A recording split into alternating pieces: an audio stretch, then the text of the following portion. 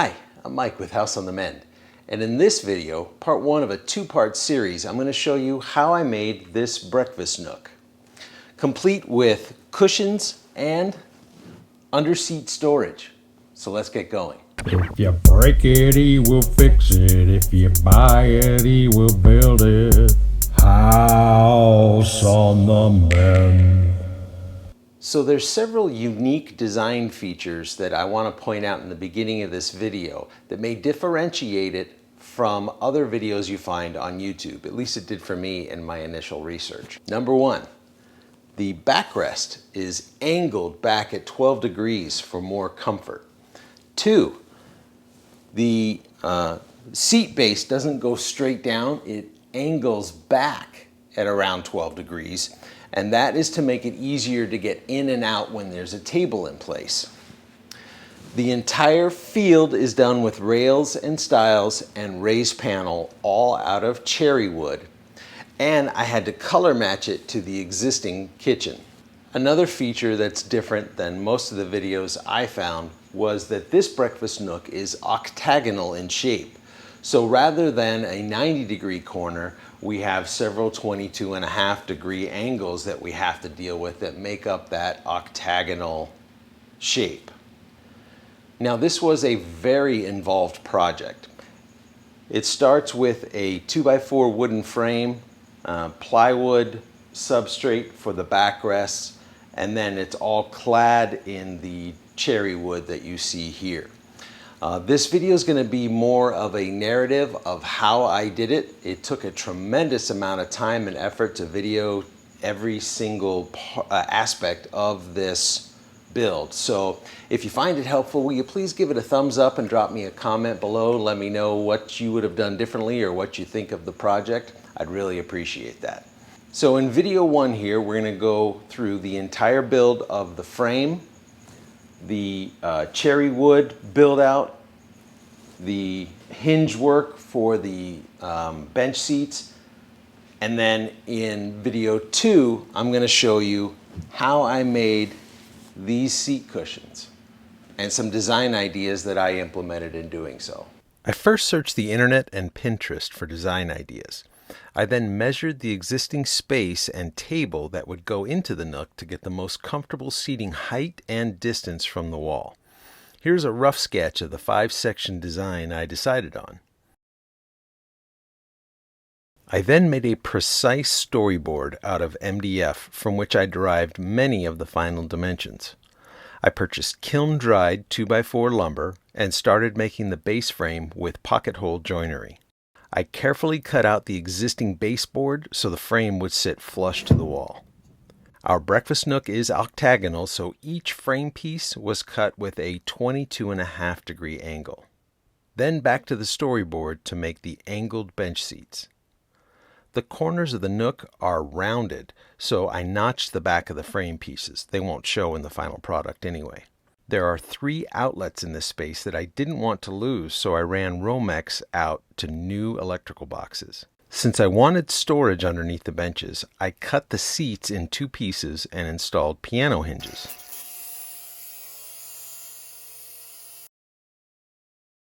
The back corners of the lid were in conflict, so I cut them back at an angle.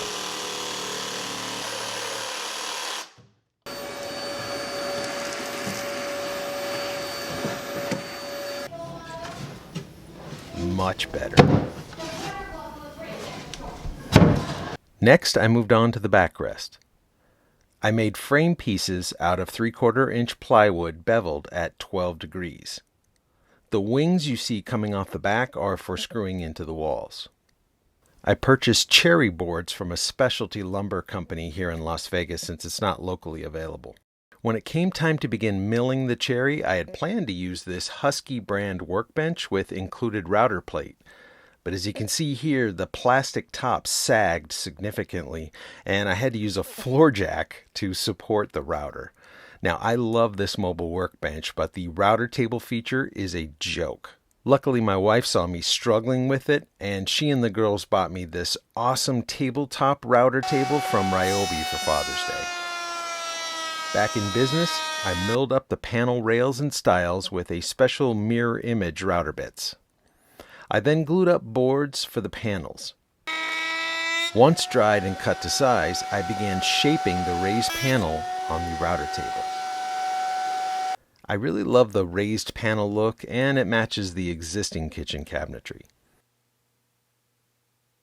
The storyboard is so essential to visualize and measure the rails and stiles. Once both end panels were glued together, I laid out where I wanted the outlets and traced their outline. This small opening was a great opportunity to use the 3.5-inch circular saw attachment for my Black & Decker matrix drill. The cherry is a very hard wood, and the matrix did a great job plunge cutting into it.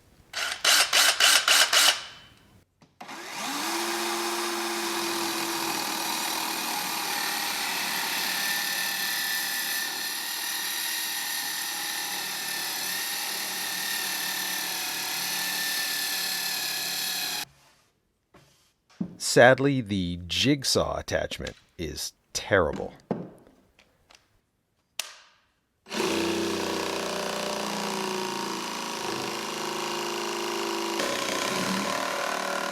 Even with a new blade, it struggled to cut and burned the wood.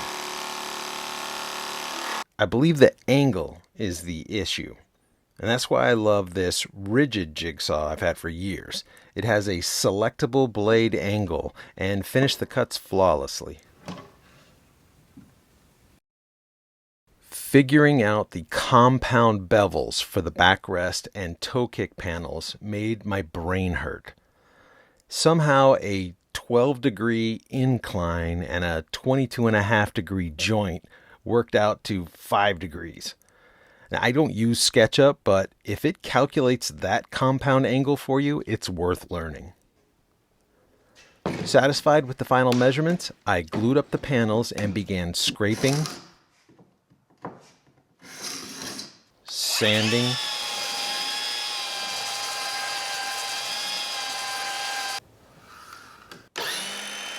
cutting,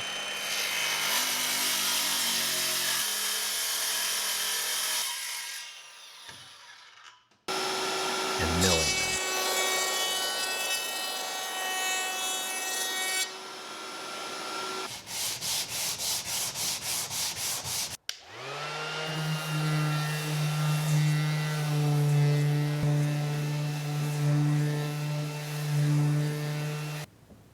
Gluing up panels is my favorite part of any furniture build.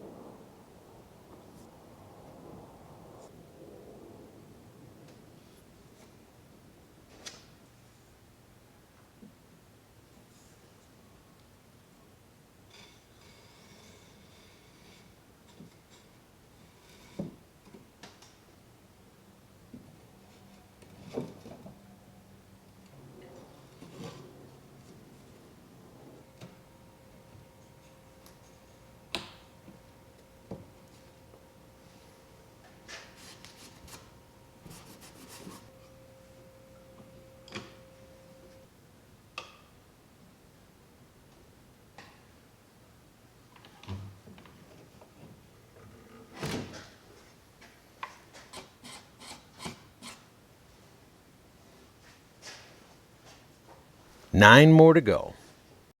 Once those were dry fit into place, I began milling the front pieces of seat trim to cover the plywood edge.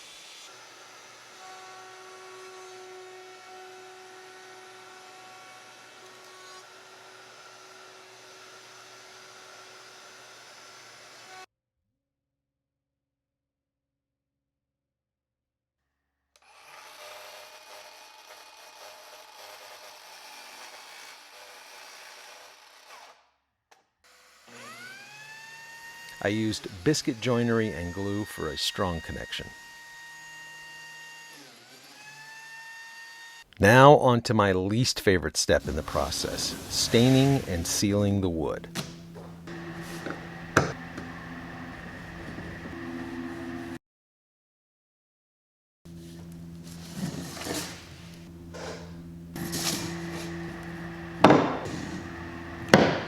I went through 7 different colors trying to match the existing kitchen cabinetry. I finally decided to use 2 stains in rapid succession, and I think it closely matches, don't you?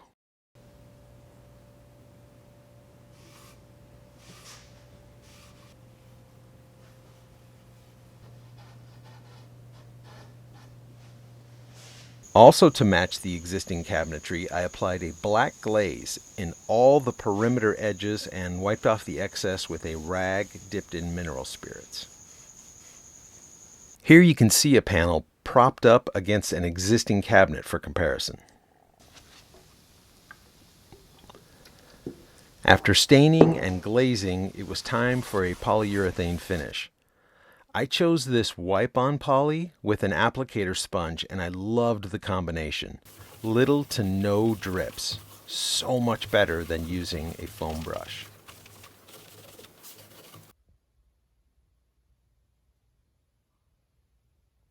To attach the various pieces to the 2x4 frame, I used a combination of glue, screws, and nails. Then, with the breaker turned off, I wired in these new outlets with USB ports.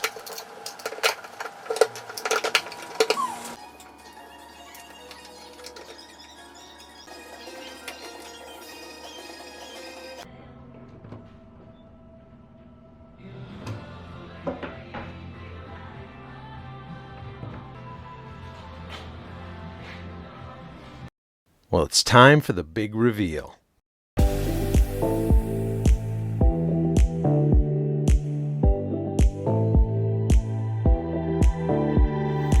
The color and design are a perfect match for this kitchen. So this is a really popular area for our family to congregate in. We have lots of meals here, and we really enjoy this space being built out.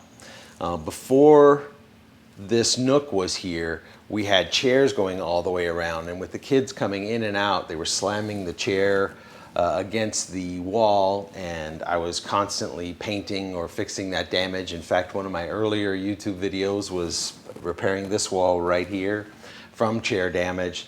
So this has really made the space look more professional, look like it had always been here, and we're really happy with it. So in part 2 of this series, I'm going to show you exactly how I built these cushions, which is noticeably absent from this video. If you found this video helpful, again, would you give it a thumbs up, maybe drop a comment below? I would really appreciate it. Also, consider subscribing. I work really hard to put out good quality content, and there's more videos to come. Now, anything in particular that I talked about in this video, I'll leave a link to. Now, full disclosure, any of the Amazon links are affiliate links. So if you click on them and end up making a purchase, it doesn't cost you a thing, but I do get a small reward at the end of the month. It helps to justify the time and the effort it takes to record a video such as this. Until part 2, thank you for watching.